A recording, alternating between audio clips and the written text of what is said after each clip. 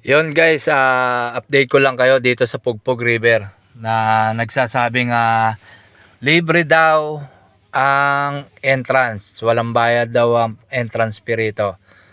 Samantalang pagpasok namin, nakakotse kami, unang istasyon, 50 agad ang binayaran. Pangalawang istasyon, 30-30, pinag-isa, ginawa na lang 60. Pangatlo, 20. Pang-apat, 20 ulit. Pang-lima, 20 ulit. Pang-anim, 20 ulit. Sino may sabing libre ito? Ayan. Tapos, dati, pumupunta kami dito, wala namang entrance, wala namang parking fee.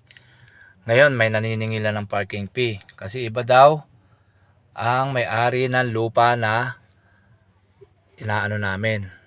Iba-iba. Pati parking, pati pesto rito sa pinagkakitaan na rin nila. Yan. Ayan yung mga parking na yan. Wala namang bayad dati yan eh. Sino may-ari ng lupa na? Tingnan mo, ang laki-laki niyan. Kung paano, ibig sabihin, itong kinatatayuan namin, lahat yan, kanya-kanyang may-ari. Grabe.